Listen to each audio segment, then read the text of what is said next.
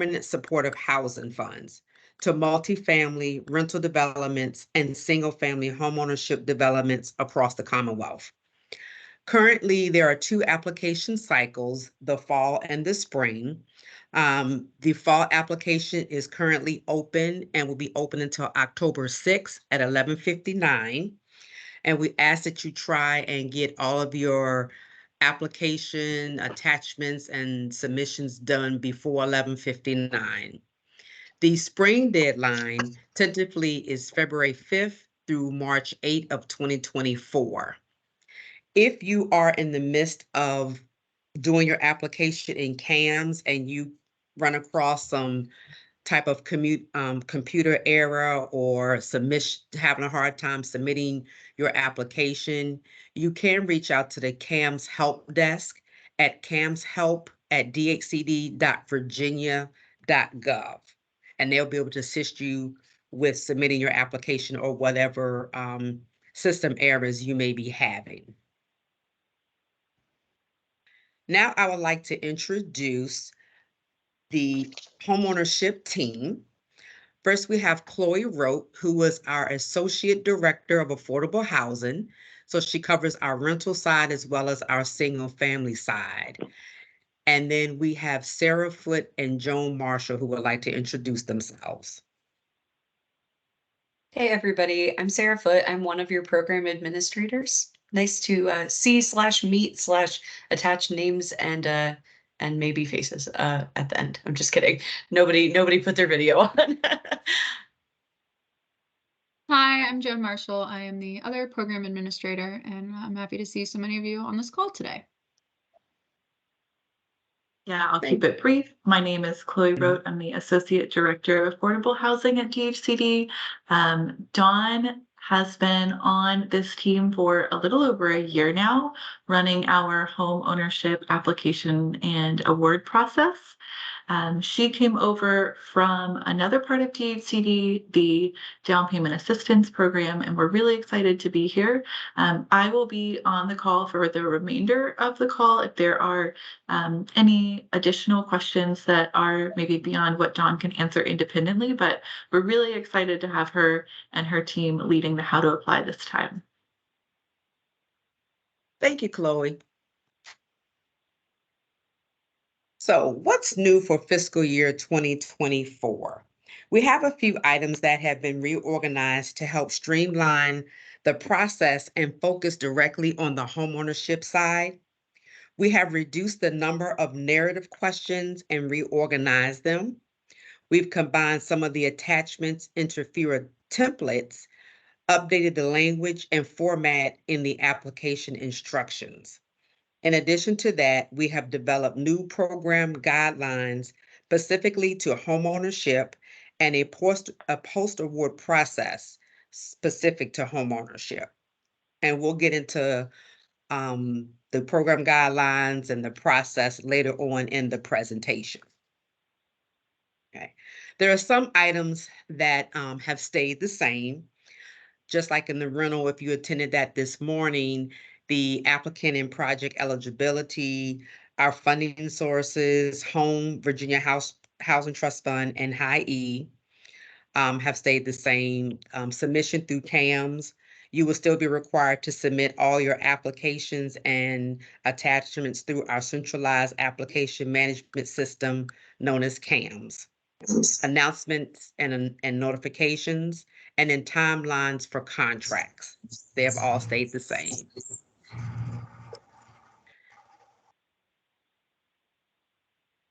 And just to reiterate, we are recording this webinar. So if you have colleagues that weren't able to attend today, they may be able to go to our website probably early next week and access this webinar and the updated documentation for the homeownership.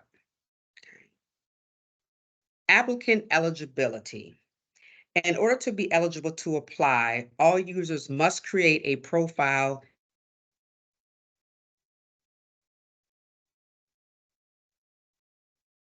password. You will be able to apply for grant programs. So in order to apply, this is open to nonprofit organizations and for-profit developers, community development housing organizations that have been certified through DHCD. You must be an owner or developer of the project.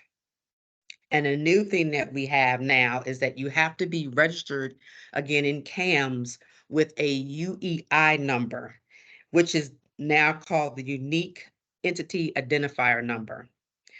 This number is issued by the System for Award Management to identify businesses and other entities that do business with the federal government. It has replaced the DUNS, Data Universal Numbering System number, as the authorized identifier for the federal government. You can obtain your UEI number directly from sam.gov. So please visit that website to obtain more information if you have not already been set up with a UEI number. And if you have any questions on getting your profile set up or accessing this UEI number, feel free to reach out to either Sarah, myself, Joan, or Chloe for further clarification. Okay. Project eligibility. To be eligible for ASNH funding, the project must either be a homebuyer project or a rental project, not both. All projects must be new construction or substantial renovation of affordable housing units or the adaptive reuse of buildings to create new affordable housing units for lower income homeowners. Acquisition only projects, public housing, and public facilities, including emergency shelter, hospitals, nursing homes, or immediate care or assisted living facilities are not eligible for ASNH funding. And if you have any questions as we go along, feel free to drop them in the chat. Okay. Scattered site projects are allowable, but all projects must be under common ownership, management, and financing. Regardless of the type, the units must be considered modest relative to the neighborhood, and we do recommend a consultation with DHCD if any of your projects are going to involve scattered sites before applying. Okay. The eligible project must include a minimum of 5 units, be under common ownership, management, and financing, represent a minimum investment/development cost of $15,000 per unit, and meet the affordability requirements of every source for which it is requesting funds. The max grant request from each source, whether it's Home or Virginia Housing Trust Fund, is $700,000 for units in the project. And we will talk later about the funding available and the funding caps. For rehabilitation projects, a minimum total development cost per unit is again $15,000, and the request must include replacement of at least 3 out of 5 major systems, for example, HVAC, plumbing, roofing, or electrical. For high E approved projects, you can request up to 10% of the total development costs as additional funding. Projects of any type must meet DHCD's minimum design, construction, and rehab requirements to ensure that no further investment is required during the affordability period. And those minimum design and construction rehab requirements can be found in the program guidelines.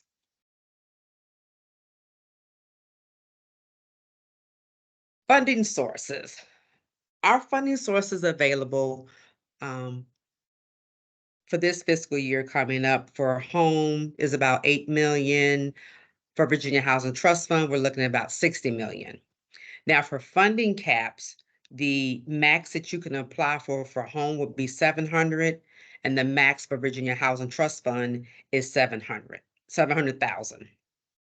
DHCD reserves the right to award different amounts as allocations are subject to change, and unawarded funds will be rolled over to future rounds as allowed by source. Now, high E funds, they're available through 3 application cycles, including those in the ASNH High E supplemental funding round. Each project earning a competitive source award, whether it's home, National Housing Trust Fund, or Virginia Housing Trust Fund, which is designed to meet the high E minimum performance requirements, is eligible for an award up to $2 million or 10% of your total development cost. Okay.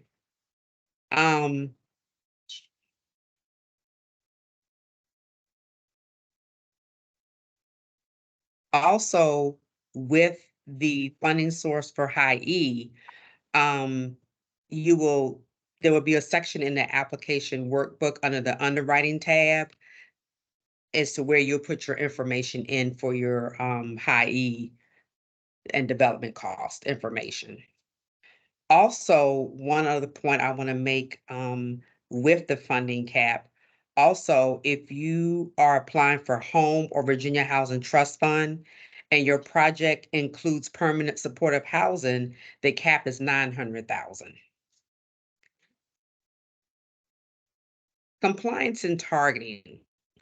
DHCD investment per unit has an affordability period attached to each unit based on the amount of the investment. So for example, if you had an investment less than 15,000, then the affordability period would be 5 years. This investment would be passed on to the home buyer at the time of the sale of the home buyer unit. Okay. And if you have an investment of 15 to 40,000, it's 10-year affordability period. And anything over $40,000 or more, there is a 15-year affordability period. For home and for Virginia Housing Trust Fund, they are similar. So the home buyer must qualify income-wise and meet the area median income of less than 80%.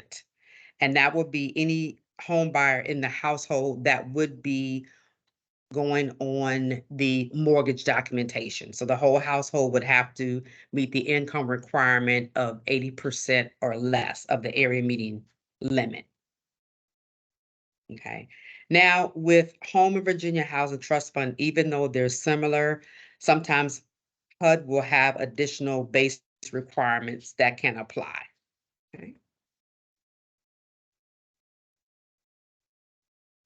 Thank you, Dawn. I'm gonna take it from here for a little while, y'all. So, going over what is required of the Home Investment Partnership Program, there is a match that is required for projects in entitled areas, and that is composed of 25% local funds. These can be local home funds, CDBG, or other federal or state sources that are administered by local governments. These are also detailed a little bit more fully fleshed out in our guidelines. So if you have questions about match requirements and other home requirements, I would definitely recommend you perusing that section of the guidelines. Just as matches required for projects that are in entitled areas, for organizations and companies in non-entitlement areas, there is no match requirement, and those applications get an automatic 5-point boost in our scoring when we're reviewing those applications. And we'll actually get to more of a breakdown of the scores and how we score later on in the presentation. You have to be able to demonstrate also how you meet the match requirement. That has to be evident in your application. If you are in one of these entitled areas, you've got to show us how the funds were allocated and committed to the project in your application. There is a scoring preference while we're going through the preferences here in the home requirements. There's a scoring preference for organizations that have CHODO status. We will talk a little bit more about what that means in just a second, but essentially, if you claim the status of being a CHODO, you do get kind of a preference in that part of the scoring. Home requirements also extend to environmental reviews with public notice. And this basically means that you've got to go through the Part 58 documentation and the Phase 1 environmental process.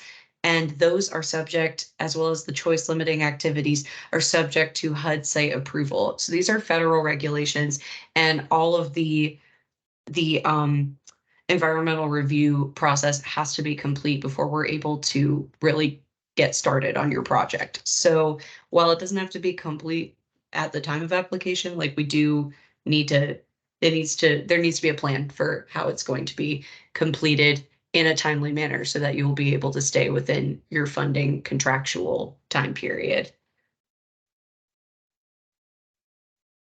I said we were going to talk about CHODOs, and here we are. What is a CHODO? It is a community housing development organization, and these need to be certified every year by DHCD, and they are recertified in CAMS. Like I said, there's a scoring preference for CHODO organizations. The CHODO requirements also need to continually be met throughout the duration of your project. So not just at the time of application, but also as a continuing metric throughout your project. And in general, CHODOs have to meet organizational, mission, financial management, and capacity requirements in order to claim CHODO status. So some of that would include being a certified nonprofit, being a community-based organization, having low-income representation on your board, that your primary mission is the provision of affordable housing. There is demonstrated capacity from your organization to develop affordable housing, and that you're able to conform to accounting standards and financial soundness throughout the project.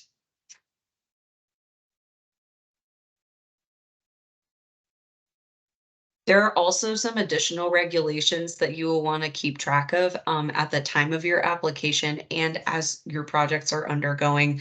The Fair Housing Act is something that all of our developers, all of our grantees are held to. So please make sure you familiarize yourself with not only the Fair Housing Act, but also the Lead Safe Housing and Uniform Relocation Act. If you are able to identify and explain how the URA plays into your particular project in your application, that's something that we're going to be looking for. We want to make sure that you have a good understanding of each of these acts and what kinds of consequences they may have on the development of your project.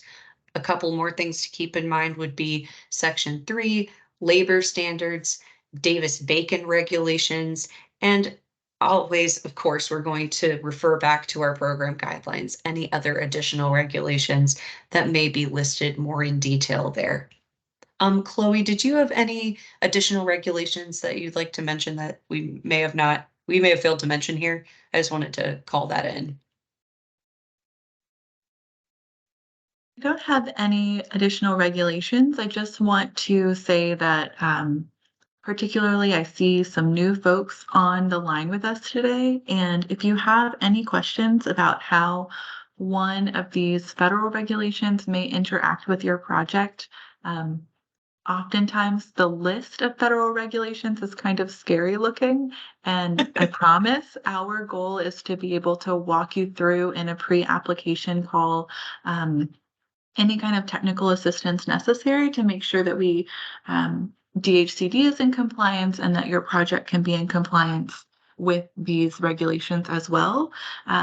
Most of them, while they have long regulatory names and if you look up in the Code of Federal Regulations, pretty long standards, the necessary stipulations for a homeownership development project, it's a relatively easy reach. So I don't think that it should be something to scare you off. We're happy to talk through any questions that you might have on a project-specific call in the future. Thank you so much, Chloe, for mentioning that, because yeah, you're right. Some of them do look kind of intense, both in length and involvement, but we promise that these regulations are not trying to screen folks out from wanting to complete these projects with our funding. We want more and more people to provide affordable housing. So anything we can do, as Chloe was just saying, to assist in your understanding and execution of your projects, please let us know, and we would be happy to go through these items with you in detail. Moving on to what everyone's wondering about, which is application submission. This has to be done in CAMS. We are currently in the fall application cycle, which opened September 1st, and the deadline is October 6th. So all your materials have got to be in by then. Please refer to the application instructions and keep a special eye on what we are actually asking for, all the required materials. There are required and optional attachments that are outlined in CAMS, and there are explanations of what should be included for each of those items. We can also answer any questions about what kind of items you might be running into trouble with, like if your workbook isn't uploading appropriately or your market study is like turned all around backwards in a PDF. You know, we're here to help with that as well. But I do want to reiterate, if you need that kind of technical assistance, please don't ask us at 11:59 on October 5th. We won't be able to help you. We will all be asleep, hopefully, and or anxiously awaiting your applications excitedly. We score through a panel, so there's a number of us that are going to be reading over your applications, both for completeness as well as eligibility and, you know, scoring preference. The last bullet on this slide might be a little confounding, and I do want to like get rid of some of the confusion around it. A project that scores 65 points, for example, might be eligible for funding. You see that it says it's a minimum of 60 points needed to get funded, but it might fall below the line in terms of where it stacks up with other applications.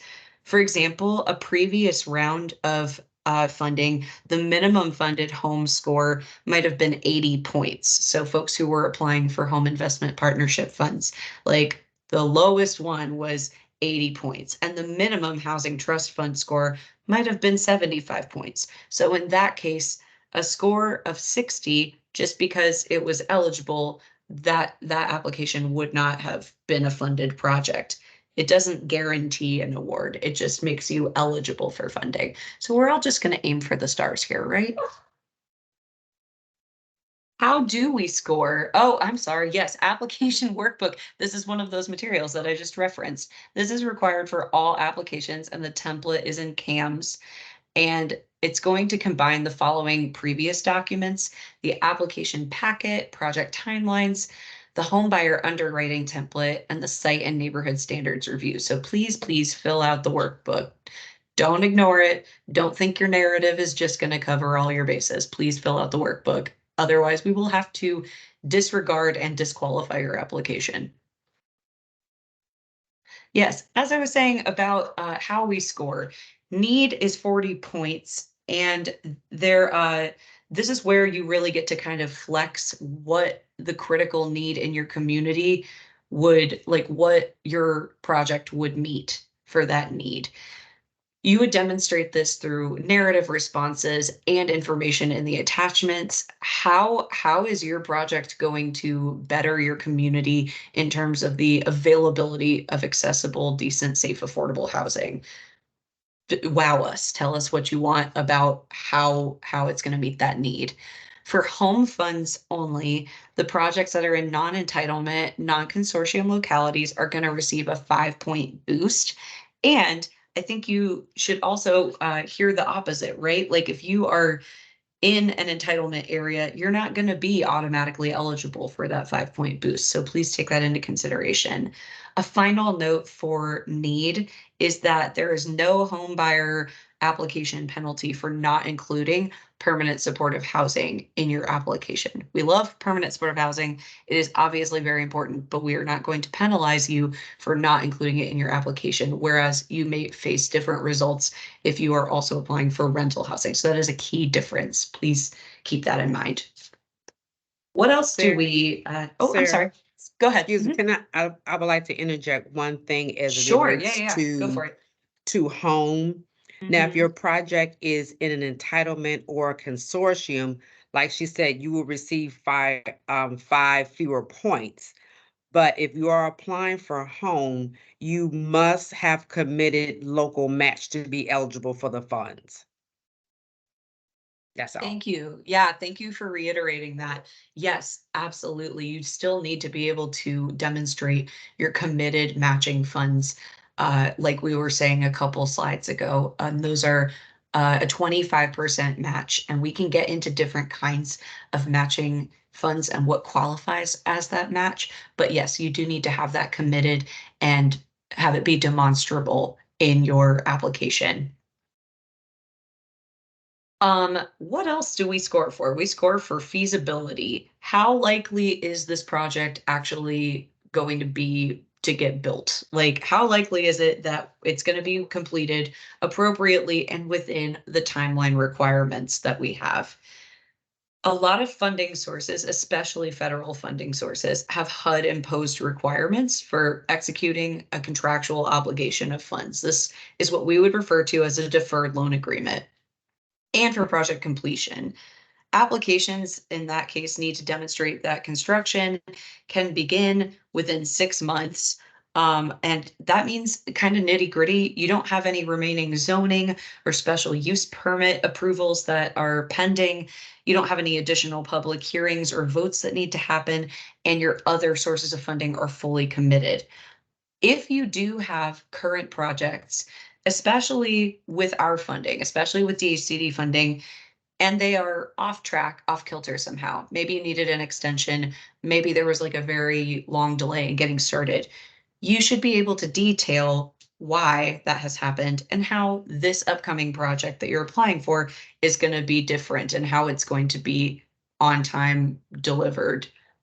And we're not gonna immediately disqualify you if your other projects have a lag, but you do need to be able to provide reasoning for why that happened and demonstrate how it's not gonna happen this time, essentially. And last but not least, developer capacity.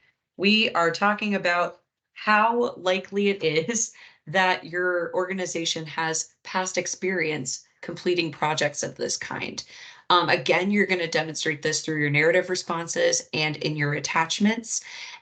What kind of projects have you done before? Doesn't have to be with us, but what are your examples of past completed projects that would lead us to believe that you could have the capacity to complete one of our projects?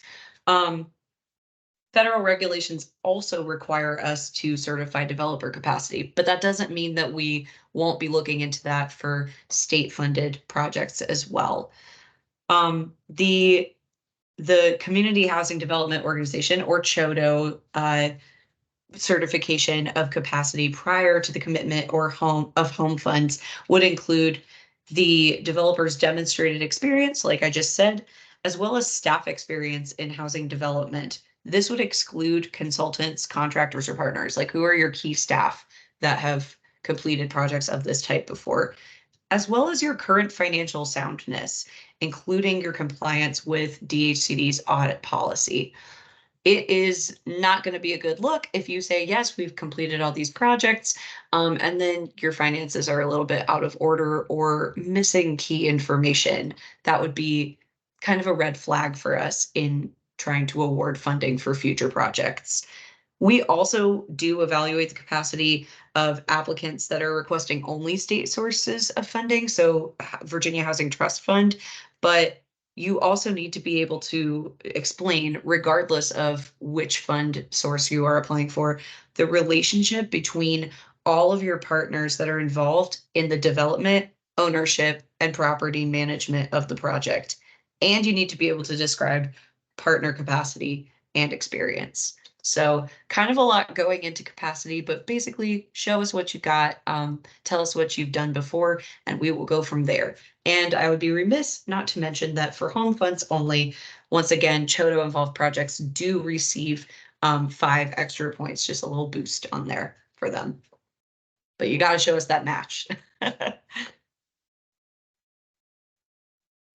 To go through high E criteria real quick, because we know that high E is not a primary source of funding, of competitive funding, but it can be added on to projects that you're already requesting home or Virginia Housing Trust Fund funding from.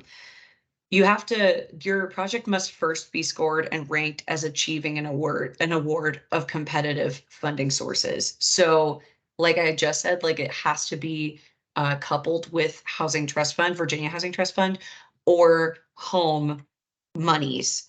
Then on top of that, for high E funding, you have to be able to demonstrate designs that achieve minimum performance requirements, which again, you're going to find in our guidelines.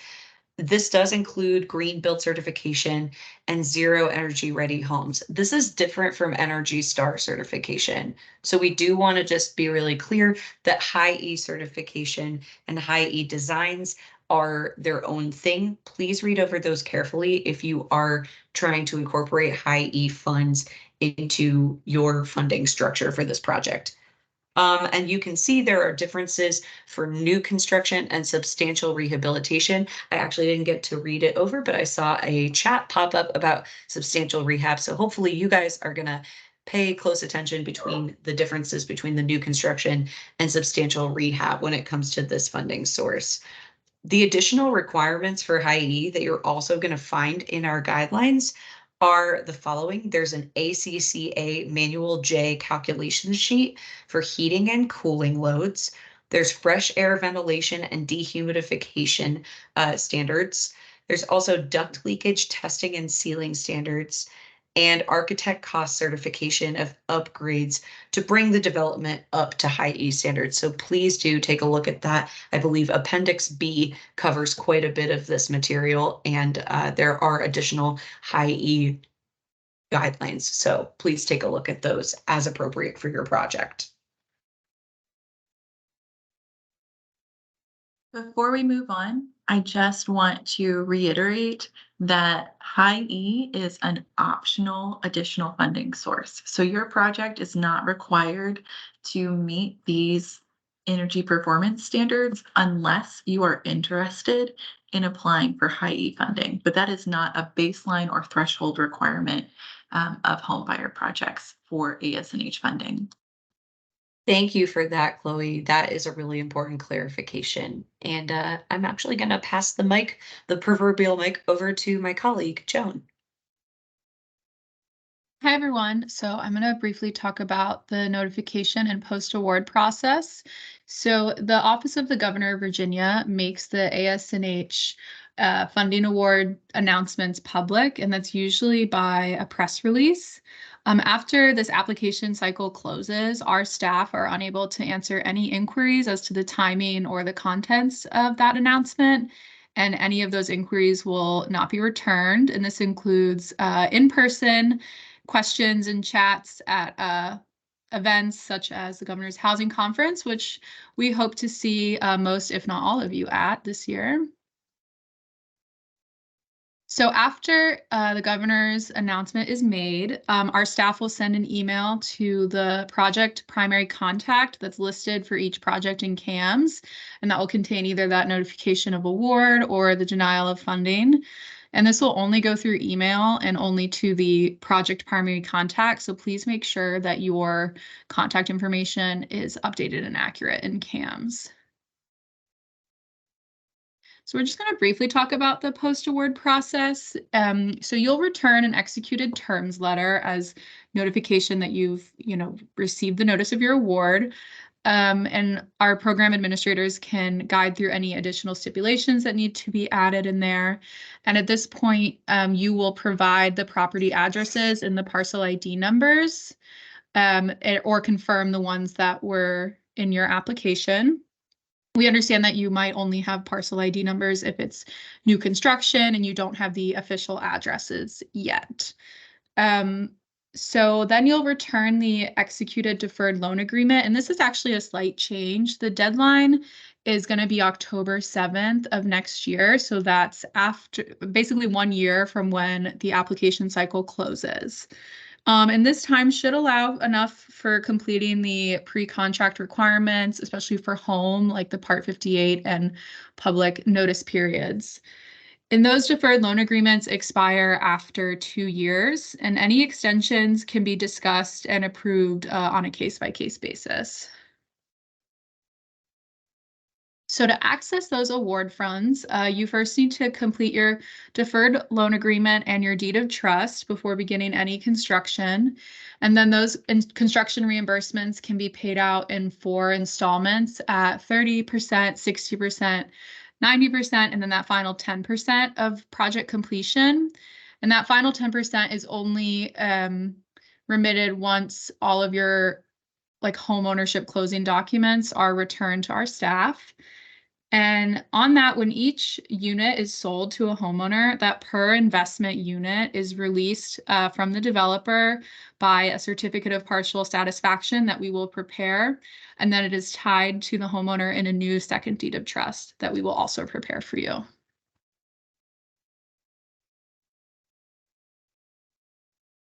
Okay, I'll hand it back over to Dawn. Okay. Thank you, Joan and Sarah. Like we said earlier, the updated documents, including this recording, will be uploaded to the DHCD website next week. Here is our contact information in case you have any other further questions outside of this session. Feel free to send us an email. We can answer your questions via email, or if you would like to set up a call to talk about your project, we are available to do that. So just send us an email and let us know your availability. And we will work with you to get a meeting scheduled and talk about your project. Now, I would like to open it up to anyone who may have any other questions for us. I know we're done a little early. Sarah just put in the chat if you have any CAMS questions. There's the CAMS help site, as well as I believe we have the link to CAMS if you need to go in and set up your profile so you can get a username and password so you'll be able to search the open grants as well as apply for any open grants. And I have one question here. The cost of homes as well are or only site improvements? I'll hop in there, John, because I had Thank you. started to answer that question in the chat. Oh, okay. I know it's not threaded very well. So Robbie had asked, are modular homes eligible for Virginia Housing Trust Fund or home awards through ASNH? And the answer is, in most cases, yes, they are. Modular homes, or homes that are partially constructed on site are eligible. There are some nuances and there are many different technologies that are used to execute that process. So if you are utilizing modular homes, I would recommend shooting Dawn and her team an email or setting up a call so that we can talk through the particularities of that, because there is some pretty big variance in how much is site constructed and how much is not. Typically, the way those contracts have worked with ASNH is that any work that is done on site is eligible. So if you are doing an invoice to a modular home company for work done in the warehouse, that has not been eligible, but any work performed on site is completed, is eligible. So I would just recommend touching base with us. That is also something that has the potential to change, not for this application cycle, but in the first week of January next year, we will be holding some input sessions. Those are sort of tentatively scheduled. We're going to finalize the dates and structure for those input sessions, but those will be input sessions that are specific to either home buyer or rental developments and will be around program design. So we know that the market has changed considerably in the past 2 to 3 years, especially, and our program design has mostly remained the same. So we will be talking to past applicants and folks who have utilized our funding to talk through what changes those are. Okay. Thank you, Chloe. Sure. Let's see. We've got kind of a double question coming in from Christine Robertson about the certification form and the DHCD application packets, not including that form on CAMS for this round of funding.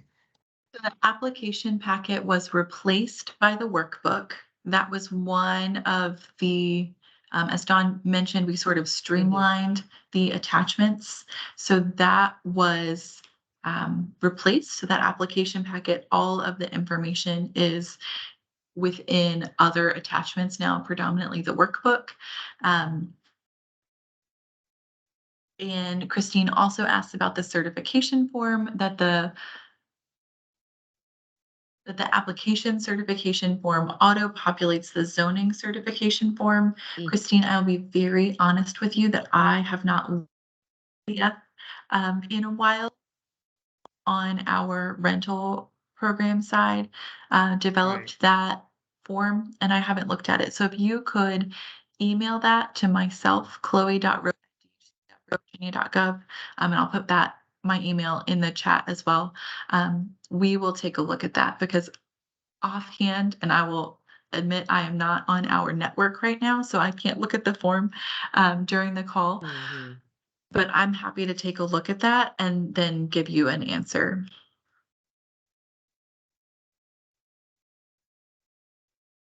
All right, we got several questions coming. I'm trying to keep them in order. Sam asks, are infrastructure development costs allowable, such as roads and water lines?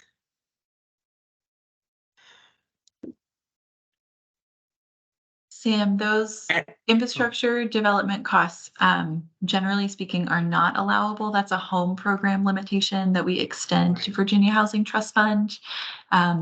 Typically, the allowable expenses are within the parcel for the homeownership development itself. So driveway, yes. Road getting to the driveway, no. But if you have specific questions, just set up a call with us. And the universal design standards that we follow, Christine, are the Virginia Housing Universal Design Standards. You said universal design standards. Yes. Okay.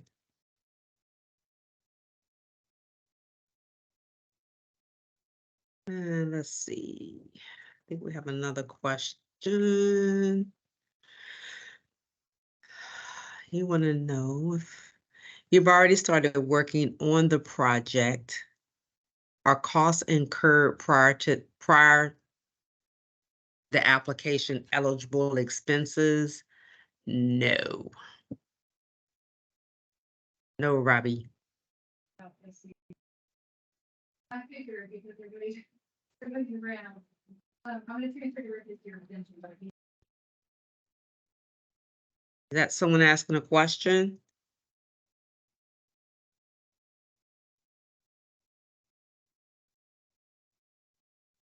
I don't believe so, but if there is anyone else that wants to ask a question, you can Okay. raise your hand or go ahead and come off mute to ask rather than typing it if you like.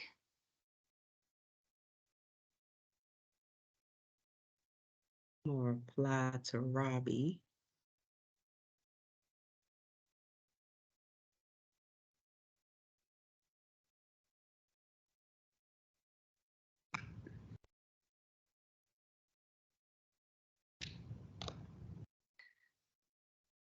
Yeah, we allotted till 4 p.m. for this call. So if you all have any other questions, please feel free to go ahead and ask them.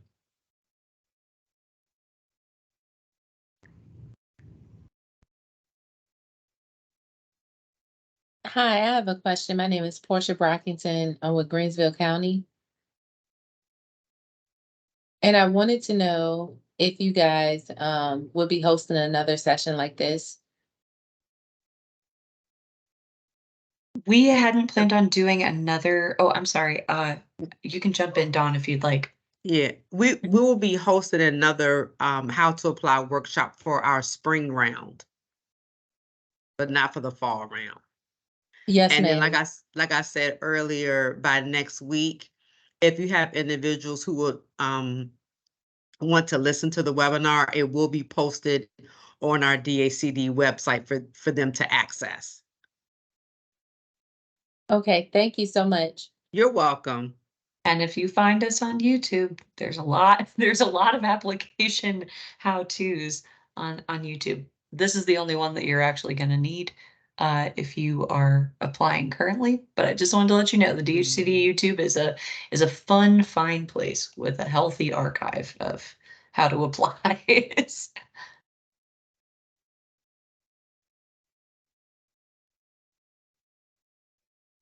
Thank Are you, there Sarah.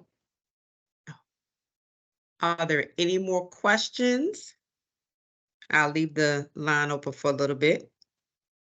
And like I said, if you have some questions that you think about later, again, you can feel free to reach out to myself, Sarah, Joan, or Chloe, and we can get your questions answered.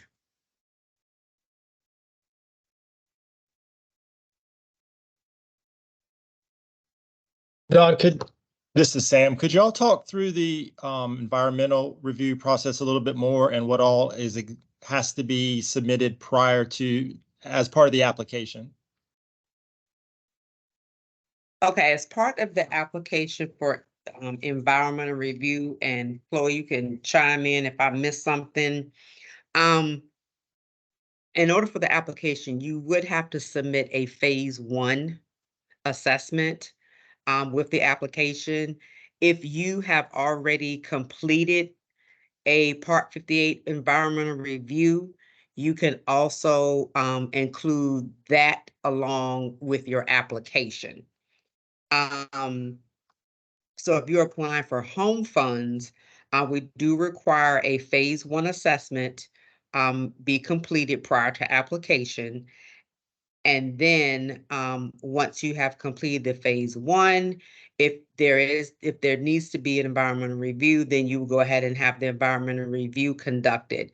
But in most applications that we've seen in the past, the phase 1 environmental review have already been completed. Once that has been done, and before we can award any type of funding, the project would have to go through a public notification process as well as HUD site approval process.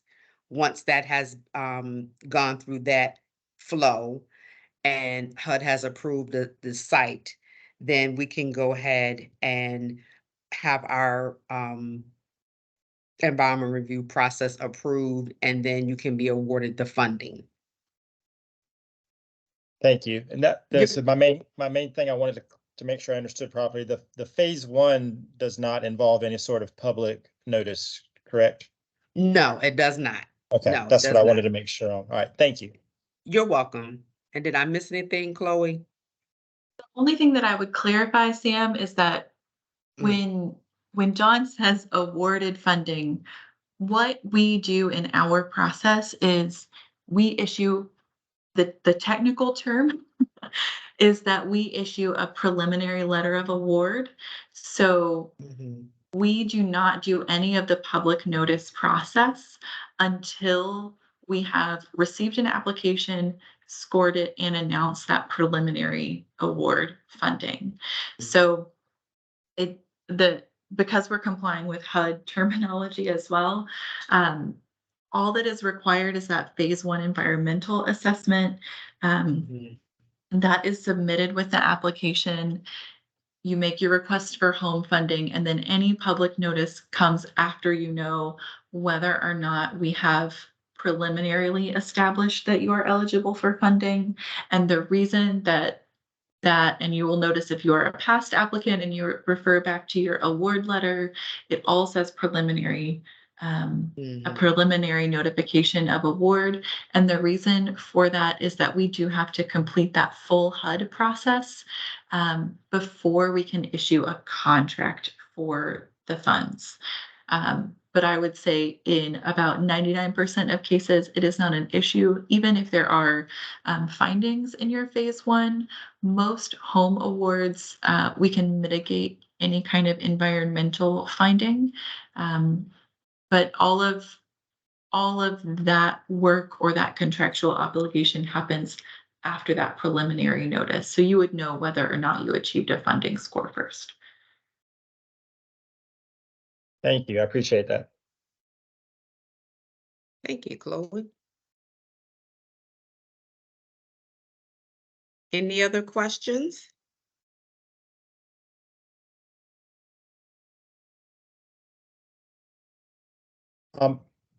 This is the same. If nobody else has a question, I'd like to ask another one, and if it's too only applying to us, I'll be happy to take that offline. But can I at least put it out there? Yes. Okay. Regarding like applying for a project that we have other layered funding with, in particular, we were part of the Virginia Housing Planning District Commission grants. Is there any issue with layering this funding? I mean, I know Virginia Housing would have to answer from their side, but from DHCD side, is there any issues with layering this funding in with that funding to get complete project funding? There's not. This is No. Chloe. We have worked on a handful of projects on the rental side so far that have utilized that funding. And that funding is, although it comes through Virginia Housing, it is not a government award. So even I know sometimes with the local home versus state home, there is an additional subsidy layering review, but we have not run into any issues with that Virginia Housing PDC funding, just due to the nature of the source of the funding. Okay, thank you.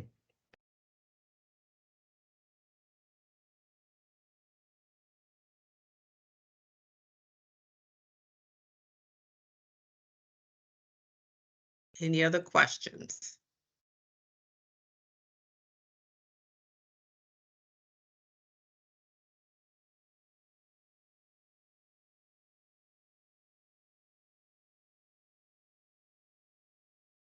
All right, I'm gonna leave the chat open for 2 more minutes. And like I said previously, if you think of any other questions after the webinar, please reach out to the staff and we'll be more than happy to answer your questions or take a call with you to talk about your project.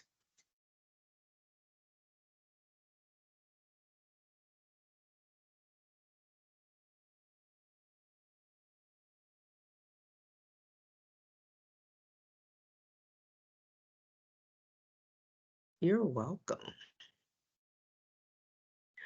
All right, well, got 1 more minute, I'll wait in case someone thinks of something.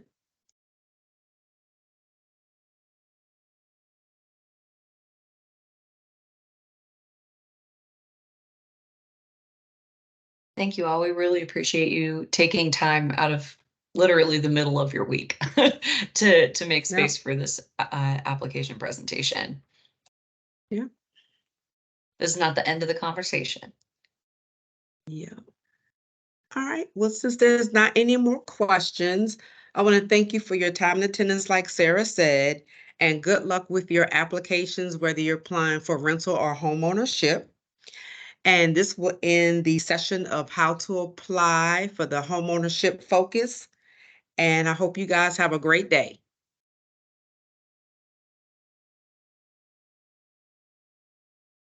Bye, everybody. Take care.